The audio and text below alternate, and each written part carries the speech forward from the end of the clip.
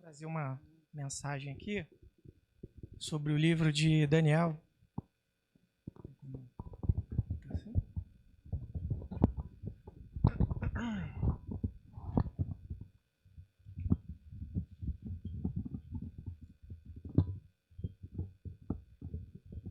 Tá bom, tá bom.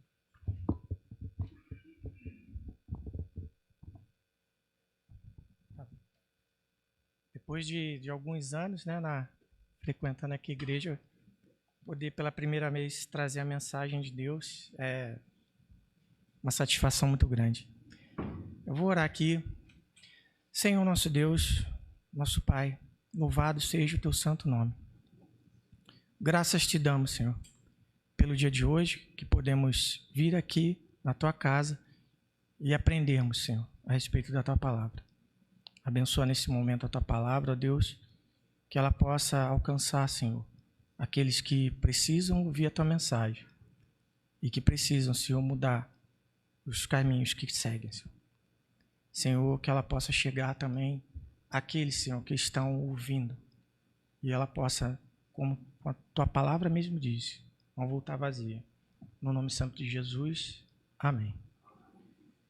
Gente, o nome da pregação de hoje é O Juízo de Deus. E a história aqui que eu vou contar, que eu vou ler, ela é assustadora. Assustadora. Belsazar, filho do rei, estava no auge do pecado dele.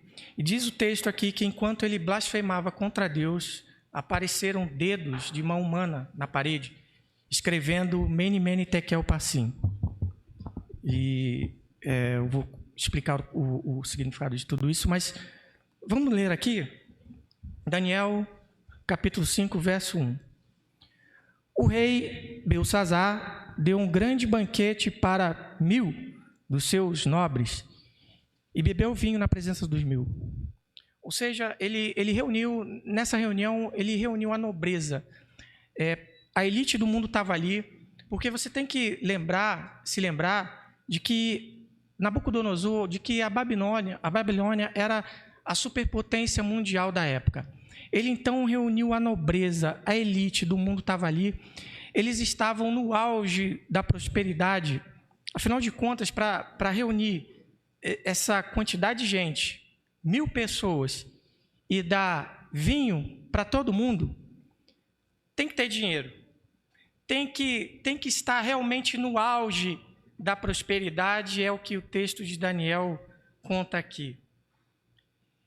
Esse povo cheio de dinheiro, de poder, e achando que estão na crista da onda, achando que são o máximo. Verso 2.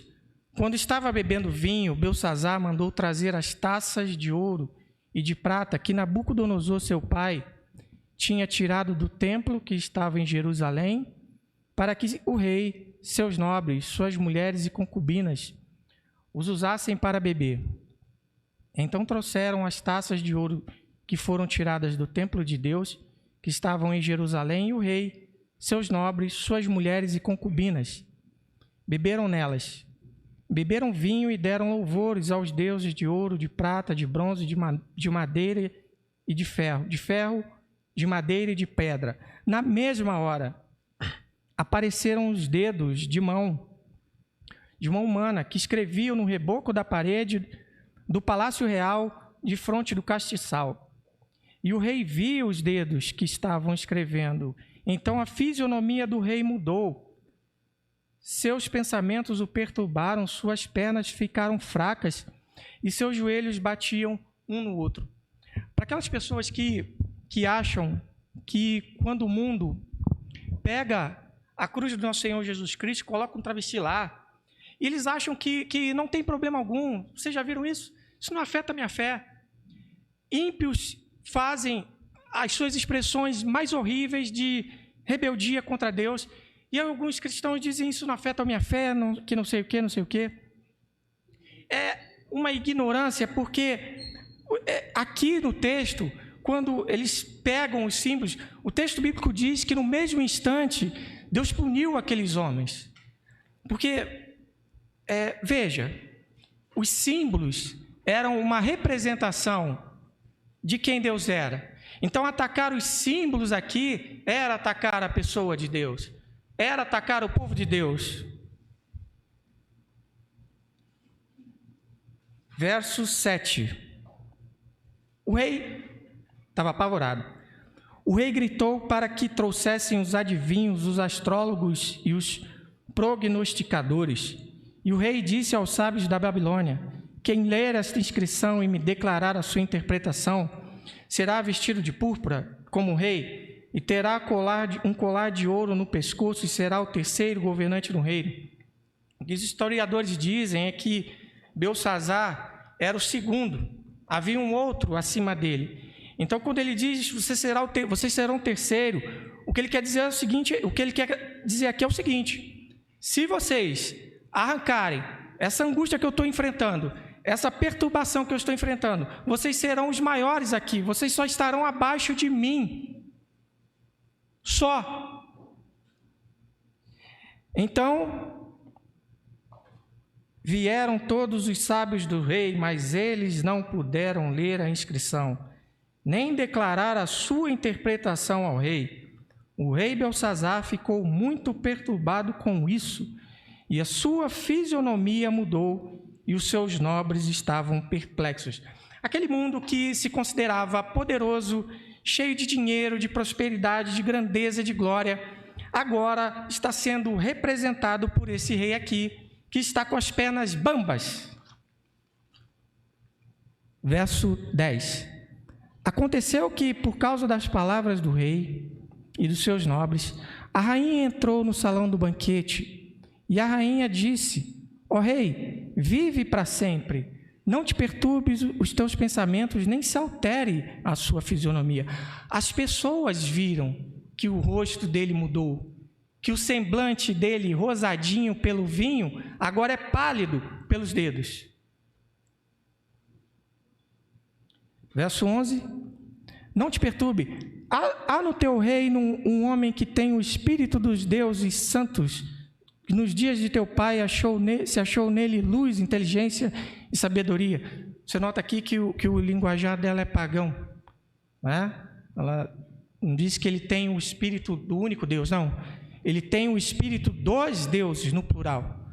Ou seja, não tinha o entendimento correto de quem Deus é. Verso 11 ainda. Teu pai, ó rei Nabucodonosor, sim, ó rei, teu pai o constituiu chefe dos magos, dos adivinhos, dos astrólogos e dos prognosticadores. Porque neste Daniel, ao qual o rei pôs o nome de Beltesazar, se encontrou um espírito extraordinário, conhecimento e entendimento para interpretar sonhos, explicar enigmas, resolver dúvidas. Chame-se agora Daniel e ele dará a interpretação. Então Daniel foi levado à presença do rei. O rei disse a Daniel: és tu aquele Daniel, que um dos cativos de Judá, que o rei meu pai trouxe de Judá? Você é um dos escravos? Você é um daqueles que nós subjugamos? Gente, quem eram os judeus aos olhos dos poderosos babilônicos? Ninguém. Ninguém. Nada. Mas quem é que podia tirar a perturbação do rei? Quem é que tinha uma palavra? Aquele cativo. Nada mudou. Nada mudou. Nós, a igreja, somos a luz do mundo, disse Jesus. Nós que descendemos daquele Nazareno. De Nazaré pode sair alguma coisa boa? Nós significamos ele, Jesus. Nós representamos ele, assim como Daniel representava aqui. Nós não significamos nada para esse mundo, mas nós é que temos a palavra. E somente nós, porque Deus está conosco, porque Deus se revelou a nós, somente nós podemos guiar este mundo para a luz. Ninguém mais pode, assim como naqueles dias ninguém podia. Verso 16. Porém, ouvi dizer a teu respeito que podes dar interpretação e resolver enigmas. Agora, se puderes ler esta inscrição e me revelar a sua interpretação, Será vestido de púrpura, terás um colar de ouro no pescoço e serás o terceiro governante no reino. Então Daniel respondeu e disse na presença do rei: os teus presentes fiquem contigo e dá teus prêmios a outro, porém vou ler ao rei a inscrição e lhe revelarei a interpretação. Ó rei, o Deus Altíssimo, deu o reino, grandeza, glória e majestade a Nabucodonosor teu pai. Por causa da grandeza que lhe deu, todos os povos, nações e línguas tremiam e temiam diante dele. Veja aqui que Daniel está dizendo o tempo todo que não é que o pai dele era o máximo, Deus é que era o máximo, e Deus deu grandeza ao seu pai. Ele matava e poupava a vida de quem queria, exaltava ou abatia quem queria. Verso 20.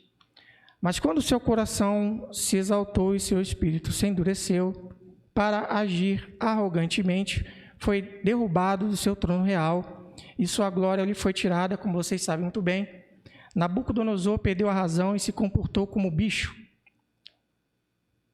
Ele foi expulso do meio dos homens e seu coração foi feito semelhante ao dos animais.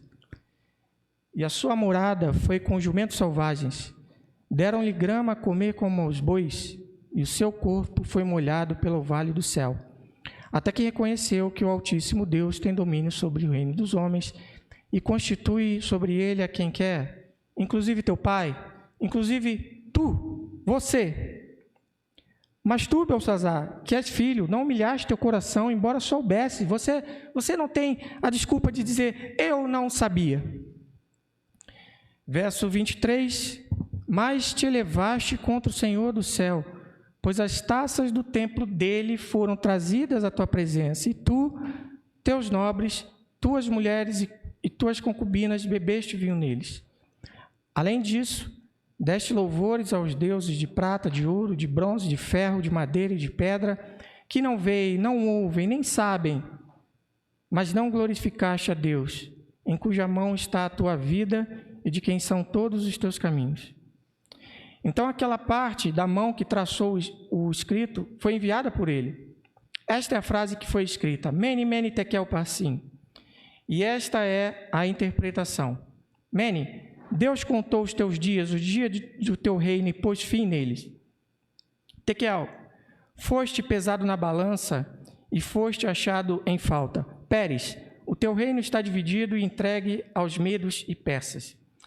Então Belsazar deu ordem e vestiram Daniel de púrpura, puseram-lhe um colar de ouro ao pescoço e anunciaram que ele seria o terceiro em autoridade no reino. Naquela mesma noite foi morto Belsazar, o rei dos babilônios, e Dario, o Medo, isso aqui, Xenofonte, escritor não cristão, confirma. Isso aconteceu, a história confirma isso. E Dario, o Medo, recebeu o reino tendo cerca de 62 anos de idade. Essa história é aterrorizante. É assustadora. Talvez aqui por conta das telas de cinema, da televisão, as pessoas elas não mais sabem ler. Elas não conseguem ler enxergando, imaginando.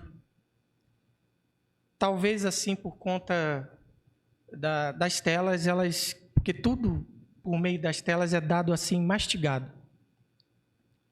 A gente tem que enxergar aqui, contextualizar a cena, se colocar no lugar. É assustador. É bem assustador. Eu li essa semana essa história pela 1000ª vez, e pela 1000ª vez eu fiquei apavorado com a descrição do que Deus há de fazer com os homens, não importa quem eles sejam. Aqueles homens que insistem sistematicamente em negar o Senhor. Sejam eles reis poderosos, sejam eles crentes que frequentam igrejas evangélicas, sejam homens que estão lá fora, não importa. Mas cedo ou mais tarde, para aqueles que insistem em negar a verdade e continuar no erro, mais cedo ou mais tarde aparecerá na parede das suas vidas um dedinho, solidão, miséria, vergonha, inferno. Belsazar era o rei, era o filho de Nabucodonosor. Ele viu a verdade, como o texto aqui declara: você sabia, você sabia. Ele deu uma festa para 1000. A elite estava ali. Concubinas, que era uma espécie de segunda esposa da época. Vinho e concubinas. Vinho e concubinas. Elite, poder. O símbolo assim máximo dos homens que se consideravam deuses nesse mundo. Sexo e álcool. Para demonstrar assim como eles se viam como poderosos, pegaram as taças do templo de Israel. Como quem diz assim, lembra lá atrás, quando Nabucodonosor, o rei, ele disse a Daniel, o seu Deus é o Deus que está acima de todos os outros deuses. Uma definição assim errada, porque não existem os outros deuses. Só existe um Deus, não existem os todos. Mas Belsazar então pensa, não. Como assim ele é o Deus dos deuses? Nós não somos de Baal. Veja bem, nós não somos a Babilônia, nós não vencemos Israel. Tragam-me aqui os utensílios do templo. Vamos provar que nós somos maiores que todos, que os nossos deuses são verdadeiros. E é justamente nesse momento, na festa, não no velório, na festa, no dia da prosperidade, do álcool, do sexo, é nesse dia que dedinhos aparecem e aquele rei que se considerava poderoso, agora é como uma menininha apavorada. Quero começar aqui falando sobre a rebelião dos povos contra Deus. Belsazar se revolta contra Deus, é o que Daniel descreve. Daniel aqui, ele dá o veredito. Você, embora soubesse de tudo, que tudo era esse? Que tudo era esse? Lembram quando o rei estava angustiado e ninguém conseguia interpretar o sonho dele? Lembra quando o rei disse assim: ora, eu tive um sonho e eu quero que vocês o interpretem. Os homens disseram: conte o sonho. O rei disse: não vou contar o sonho. Vocês precisam contar o meu sonho. E aí os homens disseram: nenhum homem pode fazer isso. Daniel pôde. Daniel pôde porque Deus o capacitou, e é óbvio que isso é um milagre, sem que ninguém contasse. Como que ele poderia contar o sonho? Aconteceu um milagre. Ele ouviu falar sobre isso. Belsazar ouviu falar sobre isso. E o que ele fez? O que Belsazar fez? Ele ainda insiste em pecar. Lembram também da história de Sadraque, Mesaque e Abednego? O rei constrói uma imagem. Todos aqueles que não adorassem a imagem seriam jogados na fornalha. Diz o texto bíblico que eles são, e eles saem ilesos, nem o cabelo deles se queimou, nem com cheiro de fumaça eles saíram. Entretanto, as pessoas que se aproximaram da fornalha, tão alto era o fogo, morreram. Ele sabia disso. Você sabia, Belsazar. Mesmo assim, você insistiu em pecar. Mesmo assim. Ninguém vai poder chegar diante de Deus e dizer: eu não sabia. Paulo, pregando para os ímpios, todo o mundo pagão, ele disse assim: porquanto tendo conhecimento de Deus, não o glorificaram como Deus, nem lhe deram graças, antes se tornaram nulos em seus próprios raciocínios, obscurecendo-se-lhes o coração insensato. Eles se tornaram cegos porque eles furaram seus próprios olhos, mas eles viram a Deus. E como? Por meio das coisas que foram criadas, Deus se revelou aos homens, diz Paulo. Por isso eles são indesculpáveis. Ninguém poderá chegar diante de Deus e dizer, eu não sabia. Eu não sabia, não. A igreja que eu frequentei era uma igreja incorreta. A gente tem uma Bíblia em suas mãos, nas nossas mãos, para que questionemos essas igrejas. Se não, quem não faz, faz porque não quer. Não, mas eu fui enganado várias vezes, foi porque quis. Porque você queria ir e frequentar essas igrejas que falam que o seu coração quer ouvir. Por que as pessoas são seduzidas com isso? Por quê? Porque eles dizem, venha, venha, você será rico, você vai ser milionário, suas enfermidades serão curadas, e nada de arrependimento, nada de dizer, conserte sua vida. As pessoas adoram isso. Ninguém vai poder chegar diante de Deus e dizer, eu não sabia. O interessante aqui é o seguinte, no momento da prosperidade, Beltsazar, ele não lembra de Daniel, nem no primeiro momento de angústia dele. Daniel é o homem que outrora foi o único a responder corretamente ao rei lá atrás. Todos os outros não puderam. Os sábios, os astrólogos, os feiticeiros da época não puderam. Ele não lembra. Ele esqueceu. Você é um daquele lá dos cativos? Como alguém pode esquecer um evento desse? Sobrenatural. Hã? Como que alguém pode esquecer um negócio desse? Um dia, o rei tem um sonho, e aí chega alguém e diz assim, eu vou interpretar o seu sonho. Eu não apenas vou interpretar o seu sonho, eu vou contar o seu sonho. Como assim ele não lembra disso? E a história de Sadraque, Mesaque e Abednego? Como assim ele não lembra daquele povo judeu? Ninguém vai poder chegar diante de Deus e dizer, eu não sabia. Mas aí, só quando foi fundo no pecado, fundo na perturbação, aí apareceu alguém mais ou menos lúcido dizendo, eu lembro. Agora eu lembro. Já que todos esses deuses faliram, já que todos os astrólogos não deram resultado, agora eu lembro. Agora eu lembro.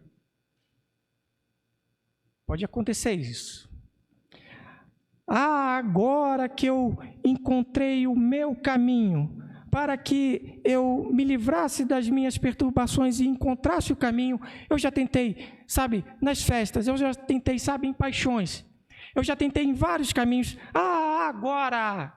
Agora que eu estou arrebentado, agora que eu estou destruída, agora eu me lembro do meu pastor, do meu pai, da minha mãe me dizendo, não siga por esse caminho, menino. Agora eu me lembro. Agora eu me lembro. Segundo, o dedo do juízo de Deus. O texto bíblico declara que no auge da arrogância e do prazer, dedo do juízo de Deus apareceu. Dedo do juízo de Deus apareceu e o rei ficou apavorado. Veja o que Xenofonte e Heródoto descrevem sobre a queda da Babilônia. Veja, é um homem ímpio, tá? Dario desviou o Eufrates para o novo canal. Guiado por 2 desertores, marchou pelo leito seco rumo à cidade, enquanto os babilônios farreavam numa festa aos seus deuses. Assusta, né? Assusta um pouquinho. Eu te convido a ir àquele palácio, a ir àquele lugar, a viajar naquele lugar. Eu vejo o rei sentado no seu trono. Aquele povo se considerava o máximo. Nós somos uma espécie de deuses poderosos. O mundo se curva a nós. Nós dominamos o mundo todo, cheio de glória, ignorando tudo o que eles ouviram a respeito do Deus verdadeiro, com uma taça do templo, profanando, desrespeitando os símbolos divinos. Ele pega a taça e zomba, E adoravam, é óbvio que a ideia deles era essa. O texto bíblico diz que eles pegam a taça do templo e com a taça do templo eles adoravam aos deuses deles. Era isso, era para dizer, nós somos o máximo, os nossos deuses venceram. Afinal de contas, nós não subjugamos já? No auge, no pecado, na festa e prosperando, no auge, ele caiu. Isso pode acontecer com qualquer um de... Pode ser com um jovem no auge da força física e da beleza, que se entrega aos prazeres. E de repente aparece um dedo lá. Aparece, sabe? Traído, traída. Decepcionado, decepcionada. Vazio profundo na alma. Vazio. No auge do vigor, sem força. Aparece. Essa história desse dedo assim que aparece assim repentinamente é a história no final de todos os homens. Esse dedo assim, a morte é esse dedo para todos. A Bíblia ela declara que a vida do homem é como um sopro. É isso a vida. 70 anos à luz da eternidade é um sopro. Tiago diz que a vida do homem é como neblina. Uma hora ela está ali. Logo passa o tempo, vem o vento, leva a neblina e ela não está mais ali. Vocês já perceberam que a morte ela sempre nos deixa perplexos, assim como os dedos deixaram o povo? Veja como a morte ela sempre nos deixa perplexos. Quantas vezes a gente não se viu numa situação de um conhecido, ele morre e a gente fala assim, meu Deus, estava aqui do meu lado agora. Ainda aquelas mortes que são previstas, a pessoa está enfermo, que está num leito assim, a gente está vendo, está morrendo. Mesmo essas, a gente vai e alguém pergunta assim, onde está seu pai? Está no hospital tal. E aí, ele morre.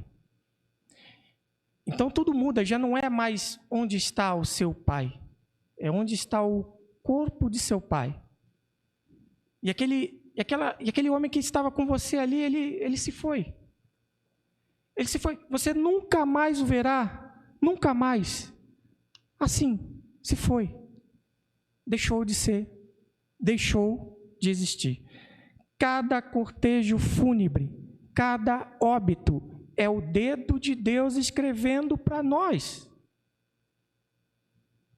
Arrependa-se enquanto é tempo. Buscai ao Senhor enquanto se pode achar.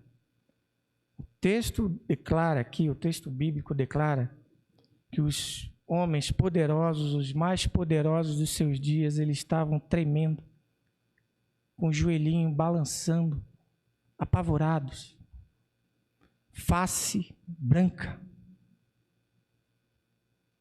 Lembra do World Trade Center? As duas torres que foram atacadas por aviões controlados por terroristas? Milhares de pessoas morreram. Eu lembro de uma entrevista do presidente George Bush, presidente dos Estados Unidos, falando sobre as pessoas que pulavam dos prédios, lembra? Isso acontece, o ser humano, prédio em chamas, desespero, o instinto humano diz, tente fazer alguma coisa, apesar da razão dizer, olha, não tem como você pular de uma altura dessa e sobreviver. Mas o instinto fala mais alto. As pessoas pulam, todas elas. Bush, diante dessa cena, disse assim, ao ver pessoas pulando, eu me senti impotente.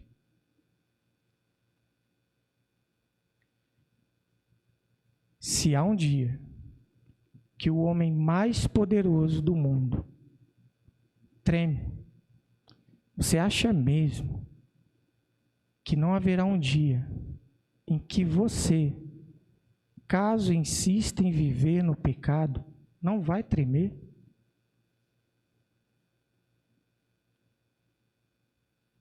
Todos ficarão surpresos um dia. 1 Tessalonicenses 5,3 declara sobre a vinda de Cristo Jesus: quando andarem dizendo paz e segurança, eis que repentinamente lhes sobrevirá destruição. Isso sobre a vinda de Cristo, que pode ser hoje ou daqui a 2000 anos, mas a nossa morte, a sua morte é a vinda de Cristo para você, não é? A sua morte pode ser hoje, a minha morte pode ser hoje, amanhã. Aqueles que, sendo expostos à verdade, insistem em ignorá-la. Terceiro,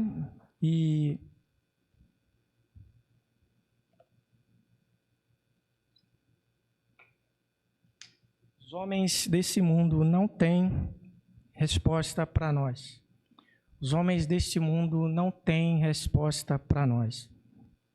O rei está perturbado e procura a resposta para todos os seus problemas em sábios, religiosos e filósofos de seus dias, e diz o texto que ninguém podia satisfazê-lo. A Escritura, ela declara que todas as religiões são falsas.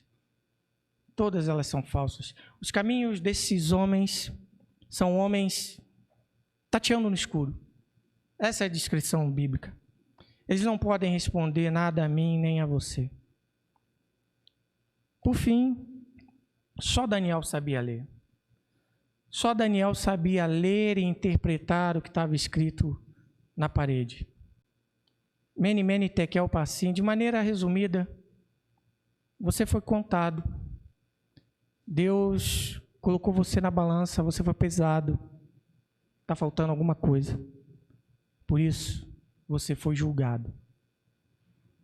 Deus vai colocar todo mundo na balança um dia. Vamos ver se tem peso aqui. Vamos ver se tem alguma coisa aqui. Vamos ver. E aí, no caso do rei, estava faltando. E por isso ele foi julgado. Porque só Daniel tinha uma palavra? Porque só ele podia ler e interpretar o que estava escrito? Lembra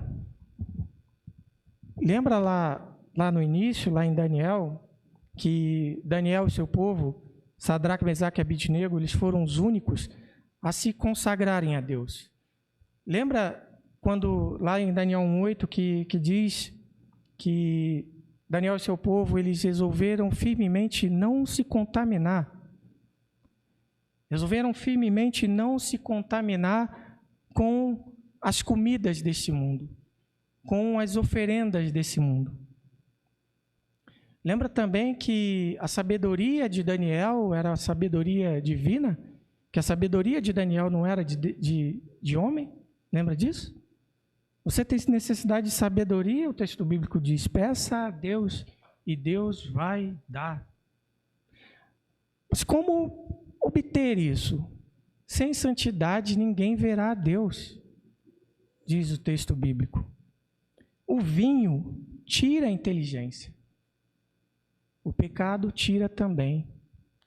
O pecado tira a inteligência do homem, nos torna estúpidos. Mas veja como os homens de hoje em dia, eles não são consagrados a Deus. Não são. Esses dias eu estava vendo o pastor de um cantor, os homens, né, de Deus, eles não são consagrados. Gente assim, sem camisa e com a calça lá embaixo, E ele do lado do cantor lá. Sabe, você vê essas coisas, nós estamos sujeitos a todo tipo de erro. Nós somos limitados. Mas é um absurdo. Esses dias eu também coloquei lá no grupo um pregador que dizia para os ímpios, para o mundo, para os pecadores, para perdoar por ele, pedindo perdão, por pregar a mensagem de Deus. Sabe? Isso não é uma prova de que pessoas que conhecem a verdade bíblica. Outro dia também, estava vendo, estava até mostrando para minha sogra, para a Marta ontem, pregador aí conhecido também, falando que se Deus estivesse no controle das nossas vidas, cada um de nós teria um Rolls Royce na garagem. É um absurdo. É um absurdo isso. Com certeza eles sabem tudo de futebol, das notícias, né, do último tempo, mas não sabem nada de Bíblia. Não sabem interpretar os tempos. Por quê? Não são consagrados. Não são consagrados a Deus.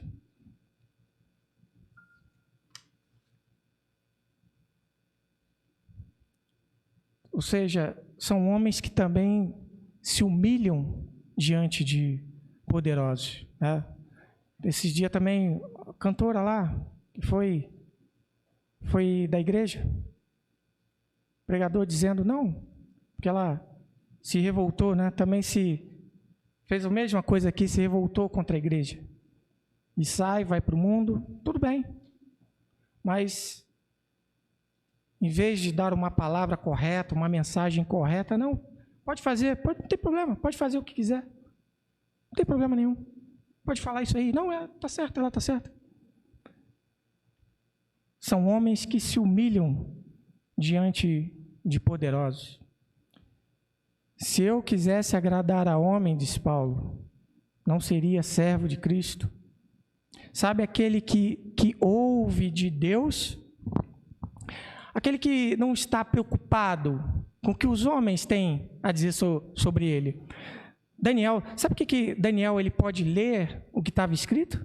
Sabe o que ele pode ler o que estava escrito? Porque o que estava escrito era uma mensagem de juízo ao rei. Mas você acha que esses homens que estão o tempo todo prestando continência para os homens, para os famosinhos, para os poderosos, vocês acham que eles vão ter realmente uma mensagem que possa tirar a perturbação dos homens? Vocês acham que eles podem ter isso? É claro que eles não podem ler os tempos. É claro que não. Vocês acham que ele pode chegar e dizer, você está em pecado, Deus vai te condenar hoje mesmo? É claro que eles não podem falar um negócio desse. Claro que não. Esses dias também eu vi um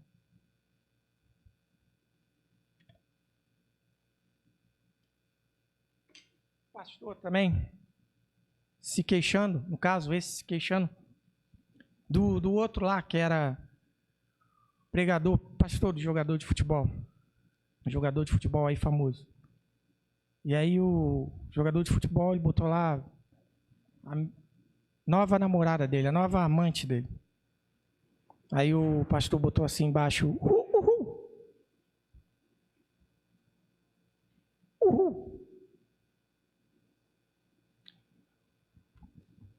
O cara estava em pecado com a milésima mulher. Uhul. Mene tekel passim devia dizer a ele, arrependa-se, garoto, enquanto é tempo, não importa quanto dinheiro você tenha, pare de pecar. São homens que sabem ouvir o que Deus pode dizer. Esses homens, claro que esses aí, no caso, eles não podem ler os tempos, porque o que Deus tem a dizer a eles não querem dizer aos homens, Porque eles estão mais preocupados em ter um parça, em ter um amiguinho, em ter coleguinhas, do que em pregar a verdade de Deus. Por isso eles estão impossibilitados de dizer uma mensagem que realmente, uma mensagem verdadeira, que possa tirar a perturbação dos homens. Não podem, não podem. Terceiro, sabe por que alguns homens não podem ler os tempos? Porque amam mais as glórias deste mundo e o dinheiro do que a Deus. O rei aqui, ele diz, eu vou premiar o homem que ler a inscrição com roupas suntuosas, com glórias, com dinheiro, e você será o terceiro. O rei, diz o texto aqui, ele gritou, chame alguém para aliviar a minha angústia, para aliviar o meu sofrimento. Daniel se aproxima, então ele já vai dizendo logo, eu vou fazer isso. Fique com você. Fique com você. Fica aí. São homens que estão dispostos a perder dinheiro e prestígio, porque esses têm ouvidos para ouvir o que Deus está falando, porque Deus, ele está sempre realmente falando. Mas a cobiça nos deixa surdos, a covardia também nos deixa surdos. Homens corajosos, consagrados, que amam a Deus acima de tudo, esses vão falar sobre Deus. Eles lá no início, eles não lembraram de Daniel, eles não se lembraram de Daniel.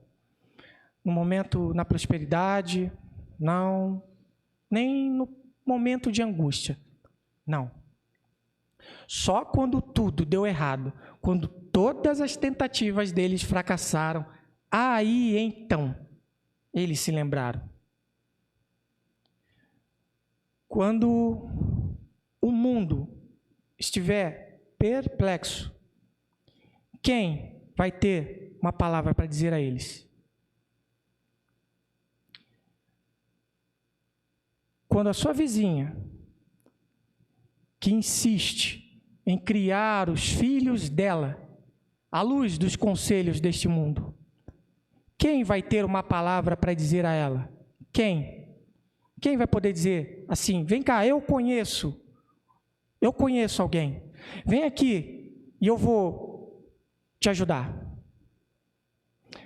Quando aquele homem lá no seu trabalho, depois de muito vinho e muita concubina, estiver angustiado, destruído, quem é que vai poder dizer a eles, eu conheço uma fonte de água viva, que pode preencher você, de maneira que esse mundo não pode? Quem? Quem vai poder dizer isso?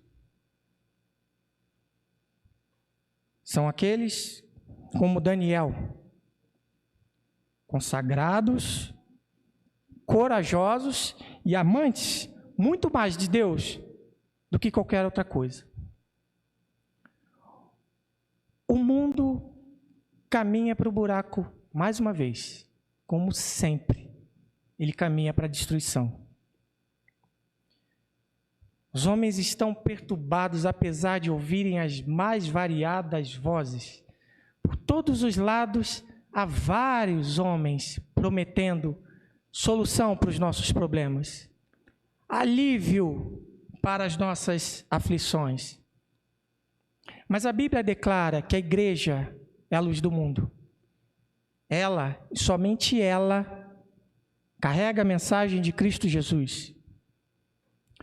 E Jesus, ele é suficiente não apenas para te levar para o céu. Ele é suficiente. Ele é suficiente para curar a sua alma. Ele é suficiente para restaurar a sua família.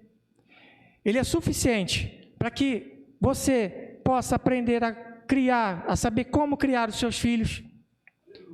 Ele é suficiente para que você seja um empresário bem-sucedido. Ele é suficiente para que você seja um estudante bem-sucedido. Ele é suficiente para que você enfrente o fracasso. Ele é suficiente para tudo. Para tudo. Ele não é um caminho. Ele é o todos